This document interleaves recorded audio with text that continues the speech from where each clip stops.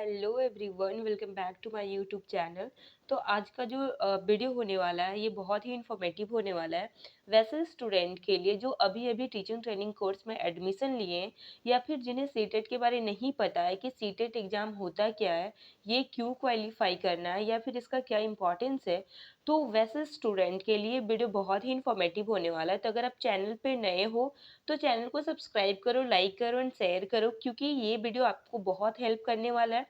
तो without any skipping आपको ये वीडियो आपको देखना है, आपको कोई भी स्किप नहीं करना है, क्योंकि अगर आप स्किप करोगे तो हो सकता है कि पॉइंट्स छूट जाए और आपको समझ में ना आए।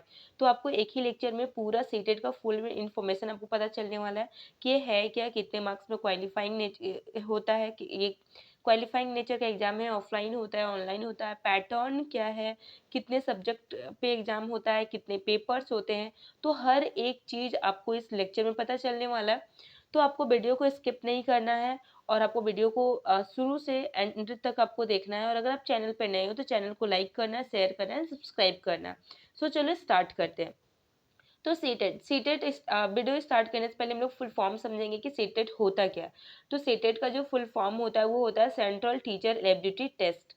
अगर आप सेंट्रल लेवल पे, अगर आप कोई भी टीचिंग ट्रेनिंग कोर्स कर रहे हो और अगर आप चाहते हो कि आपको सेंट्रल लेवल पे आपको टीचर बनना है, ठीक है। अगर आप किसी भी स्टेट से हो, किसी भी स्टेट पे, और अगर आप चाहते हो कि ऑल ओवर कंट्री में आप जॉब करें, आप सेंट्रल लेवल पे जॉब करें, तो टीचर का जॉब करें, तो आपको ये एग्जाम क्वालिफाई करना ही होगा।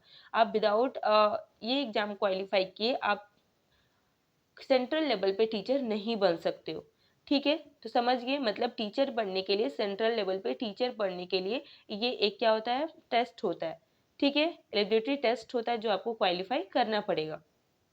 नेक्स्ट समझते हैं टोटल कितने मार्क्स का होता है, टोटल पेपर कितने होते हैं, कितने सब्जेक्ट्स का एग्जाम होता है, तो वो सब समझते हैं। अब चलो, ठीक है।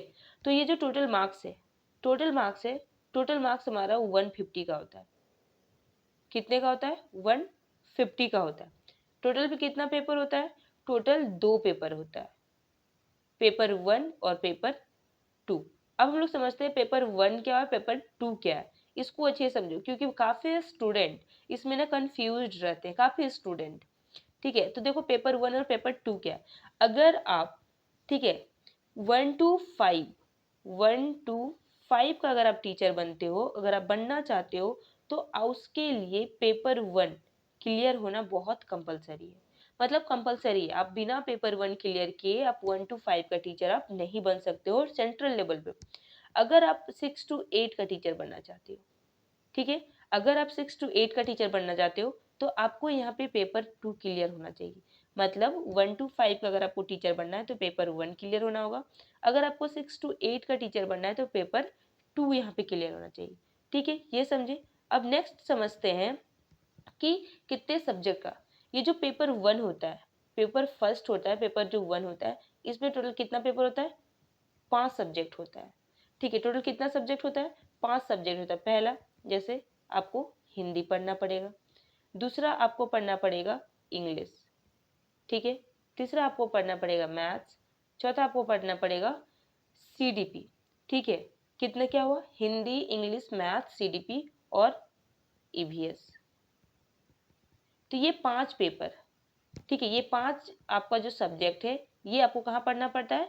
ये पढ़ना पड़ता है पेपर 1 में, जो कि कंपलसरी है और ये सारे स्टूडेंट के लिए कॉमन रहता है। मतलब या तो आप साइंस बैकग्राउंड के हो, या फिर आप आर्ट्स बैकग्राउंड के हो, या फिर आप कॉमर्स बैकग्राउंड के हो।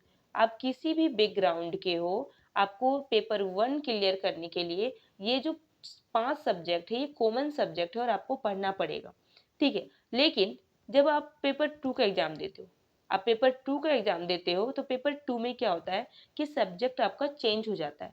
जैसे 6 टू 8, यहाँ पे जो क्या है, पेपर 2 है, तो पेपर 2 में क्या होता है, ईवीएस चेंज हो जाता है।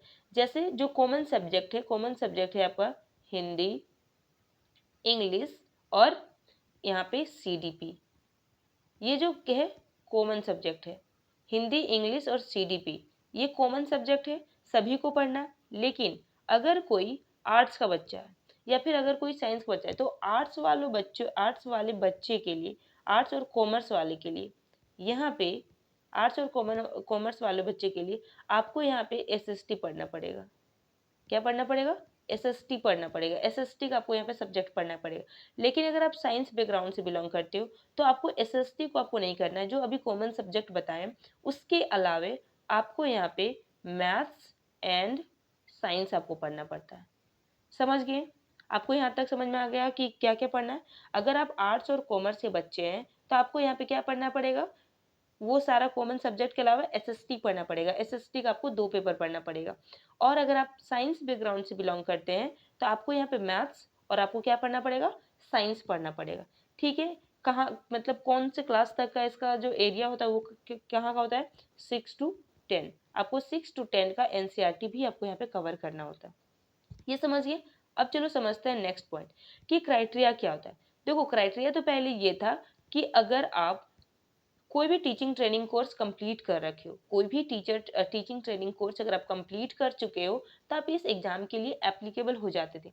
लेकिन अभी इसका पैटर्न चेंज हो गया है और अगर आप अभी सिर्फ एडमिशन भी ले लिए हो तो आप इस एग्जाम को देने के लिए, इस एग्जाम में बैठने के लिए आप एलिजिबल हो चुके हो। आप किसी भी टीचिंग ट्रेनिंग कोर्स में आप एडमिशन ले चुके हो या फिर आपका डीएलएड हो या फिर आपका डीएलएड हो, बीएड हो, बीटीसी हो या फिर कोई भी टीचिंग ट्रेनिंग कोर्स हो, आप इस एग्जाम के लिए एप्लीकेबल हो चुके हैं अगर आप एडमिशन भी लिए हो तो। समझिए। नोटिफिकेशन, नोटिफिकेशन ये इस बार का एग्जाम का नोटिफिकेशन कि इसका नोटिफिकेशन देखो, जब एग्जाम ऑफलाइन होता था, तो ये जो एग्जाम था वो ईयरली मतलब साल में 2 बार कंडक्ट कराया जाता था। ठीक है? 2 बार कंडक्ट कराया जाता था, लेकिन बीच में कुछ टाइम, ठीक है, 21-22 में क्या हो गया कि ये ऑनलाइन हो गया। और जब से ये ऑनलाइन हुआ तो ये जो एग्जाम है वो बस एक बार कंडक्ट कर रहा है और अभी जो एग्जाम है वो फिर से क्या हो चुका है? ऑफलाइन हो चुका है। अब हम इसका एग्जाम का बात करते हैं कि इसका एग्जाम क्या है। देखो ये जो एग्जाम होता है, ये जो एग्जाम है ये आपका क्या होता है? ऑफलाइन होता है। पहले यहाँ समझो, ये जो एग्जाम है ये आपका क्या है? ऑफलाइन होता है। ठीक है? ये पहले भी ऑफलाइन था, बीच में ऑनलाइन हो गया, 21-22-23 में ऑनलाइन हो गया, तब एक बार ही साल में एक बार ही कंडक्ट करवाया गया।